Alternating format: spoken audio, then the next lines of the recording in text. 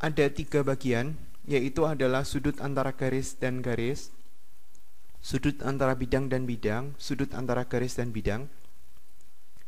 Sudut antara garis dan garis itu sebenarnya adalah mewadai untuk yang bidang dan bidang. Jadi bidang dan bidang ini membutuhkan daripada garis dan garis. Demikian juga dengan sudut antara garis dan bidang membutuhkan cara untuk ngerjain sudut antara garis dan garis. Karena ini hasil endingnya itu akan lari sudut antara garis dengan garis. Demikian juga dengan sudut antara bidang dan bidang. Ini juga nanti akan lari ke hasil akhir garis dan garis. Perbedaannya adalah untuk dua yang pertama ini cara nemuinya nggak susah. Menemukan sudutnya itu nggak susah. Cuma ngitungnya yang susah. Ya agak susah sedikit lah, nggak susah-susah sekali. Tapi kalau yang ini menemukannya itu lumayan susah. Menentukan sudutnya itu cukup susah karena dia ada langkah-langkahnya. Tapi ngitungnya itu mudah. Karena kalau misalkan kita diminta untuk mencari sin atau cos segitiga yang terbentuk dengan menggunakan langkah ini, itu pasti segitiganya itu siku-siku. Jadi langkahnya kita harus ikutin. Ini adalah langkah untuk menentukan sudut antara garis dan bidang. Bidangnya saya kasih bidang alfa, garisnya adalah garis K. Jadi langkah yang pertama adalah kita harus mencari titik tembus garis K dengan bidang alfa. Berarti harus bisa dong cara menentukan titik tembus. Jadi harus belajar dulu tentang titik tembus sebenarnya. Katakanlah titik tembusnya adalah Z. Ambil salah satu titik pada garis K, terserah. Titik Z ini bisa baru bukan di ujung-ujung daripada garis K, atau mungkin titik Z ini adalah salah satu ujung daripada garis K. Mungkin ada dua kemungkinan seperti itu. Ambil satu, pokoknya bukan yang Z tadi, dan proyeksikan pada bidang alfa. Misalnya titiknya adalah titik M, kita proyeksikan namanya adalah M aksen. Nah, garis yang menghubungkan Z dan M aksen ini namanya adalah garis proyeksi. Sudut antara garis K dengan bidang alfa itu adalah sudut antara garis K dengan garis ZM aksen atau garis proyeksi. Ini namanya adalah garis asli, yang ini itu namanya adalah garis hasil proyeksi. Nah, sudutnya di antara mereka berdua. Sekarang kita coba. Kalau misalkan kita punya soal seperti ini, berarti kita harus gambar dulu. EC ABCD saya nggak gambar, ABCD kan terletak di alas, berarti kita tinggal menggambarkan garis EC. Ngikutin langkah ya. Langkah pertama kita harus mencari titik tembus. Titik tembusnya di mana? Langkah pertama titik tembusnya itu ketemunya adalah di C. Dah, langkah kedua apa? Langkah kedua kita mau ambil salah satu titik ya, kemungkinan titiknya cuma satu aja, berarti titiknya adalah titik E. Terus kemudian kita nyari tahu proyeksi. Nah, justru ini yang susah. Kalau kita mau nyari tahu proyeksi, berarti dari E ini harus ditarik garis yang tegak lurus sama ABCD. Dalam hal ini, proyeksinya adalah di A.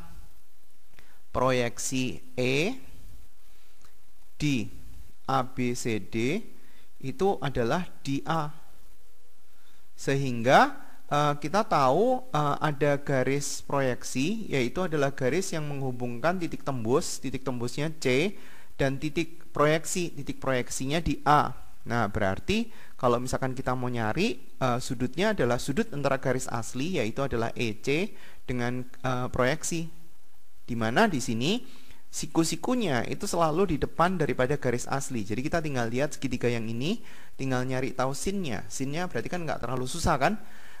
Rusuknya ini kita mau pakai 6 cm boleh, kita mau ganti juga nggak masalah, hasilnya pasti sama. Kalau misalkan rusuknya adalah 6, berarti ini adalah 6 akar 2, ini 6, berarti di sini adalah 6 akar 3, berarti sinnya itu adalah 6 dibagi sama 6 akar 3, atau hasilnya adalah 1/4 akar 3. Itu caranya. Kemudian kita lihat contoh yang kedua, EC dengan BDHF. EC itu saya gambar dulu, ini adalah garis EC. Terus kemudian BDHF itu di sini. Ya berarti langkah pertama tetap sama. Kita harus mencari titik tembusnya, titik tembus EC pada BDHF. Nah, masalahnya adalah mencari titik tembusnya itu nggak semudah dengan kita bisa langsung lihat, nggak bisa. Jadi kita harus punya langkah-langkah untuk mencari titik tembus. Itu kan sudah dipelajari di materi titik tembus. Kalau lupa, lihat di bagian tentang titik tembus, yaitu kita harus mencari. Langkah pertama saya tulis ya, cari titik tembus EC. EC pada bidang BDHF. Berarti langkahnya adalah 1. Buat bidang yang memuat EC. Dalam hal ini adalah ACGE. Terus kemudian langkah yang kedua, cari perpotongan daripada ACGE dengan BDHF. Dapat yang satu di atas dan satu di bawah. Misalnya adalah garis KL. Ini berarti ketemu KL. Langkah yang ketiga adalah cari perpotongan antara KL dengan garis EC. Kan kita mau nyari tahu titik tembus EC kan. Nah, kita tulisin Z. Tadi kan saya tulis pakai simbol Z. Nah, itu hasil dari langkah pertama. Langkah kedua apa? Kalau lupa, ambil salah satu titik, terus kemudian proyeksikan. Ambil salah satu titik, misalnya saya ambil titiknya itu titik C. Kita mau memproyeksikan titik C pada bidang BDHF. Ya, berarti dari C kita harus tarik garis yang tegak lurus sama BDHF. Siapa? Dalam hal ini adalah CA. Berarti proyeksinya adalah L. Proyeksi C di sini adalah L. Nah, sekarang kalau misalkan kita tulis, kenapa, kalau bingung ya tulis dulu. Kenapa CL tegak lurus sama BDHF? Yaitu adalah karena dua alasan. Karena CL itu tegak lurus dengan BF, yang satu CL itu juga tegak lurus dengan BD. Karena dua alasan ini berarti CL tegak lurus BDHF, berarti proyeksinya kita sudah tahu. Nah, sekarang kita tinggal tulis garis proyeksinya. Garis proyeksinya siapa? Garis proyeksi adalah garis yang menghubungkan titik tembus dengan titik proyeksi. Titik tembusnya adalah Z, titik proyeksinya itu adalah L. Sementara garis aslinya itu adalah EC yang diperkecil jadi ZC. Jadi sudutnya adalah antara ZC sama ZL. Sudutnya ada di sini. Garis sudut siku-sikunya itu berada di depan garis asli, yaitu adalah ZC. Berarti kita tinggal memanfaatkan ini, tinggal cari nilai cosnya. Contoh satu lagi yang dikubus ya, CH dan ACF. CH itu di sini, terus kemudian kita gambar ACF. ACF itu segitiga sama sisi. Kalau misalkan kita gambar, ini adalah CF-nya, terus kemudian ini, terus ke F. Oke. Langkah pertama, kita harus cari yang tegak lurus, yang titik tembus ya, CH pada ACF. Berarti hasilnya adalah titik C. Tembusnya itu di posisi C. Terus kemudian langkah yang kedua, kita harus proyeksikan. Dalam hal ini kita mau memproyeksikan titik H, karena titiknya cuma satu. H ke ACF. H ke ACF berarti kita nyari tahu tegak lurusnya di mana. Dalam hal ini kita bisa memanfaatkan daripada persegi panjang emas. Jadi kalau misalkan kita tarik F ke sini, H-nya itu kalau kita tarik ke B, maka dia akan tegak lurus di sini. Jadi proyeksinya di sini nih. Ini H aksen. Kalau misalkan kita mau tulis boleh. Proyeksi H ke ACF-nya adalah H aksen. Sehingga yang ketiga, kita tahu namanya itu garis proyeksi. Garis proyeksi adalah garis yang menghubungkan titik tembus C dengan titik proyeksi. Sementara garis aslinya itu adalah tadi kan CH. CH berarti sudutnya antara CH sama CH aksen. Berarti sudutnya di sini. Terus kemudian siku-sikunya itu di depan garis asli, garis CH. Nah, sekarang kita tinggal melihat gambar daripada segitiga itu. Kalau mau ngitung ya segitiganya dicopot keluar. Copot keluar kayak gini. Di sini kita punya C, kita punya H aksen, ini kita punya siku-siku H.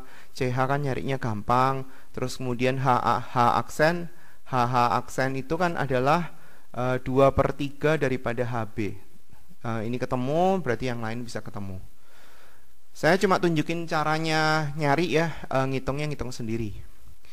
Terus kemudian untuk limas itu biasanya agak lebih susah sedikit. Di sini diketahui bahwa rusuk ala sama rusuk tegaknya itu beda.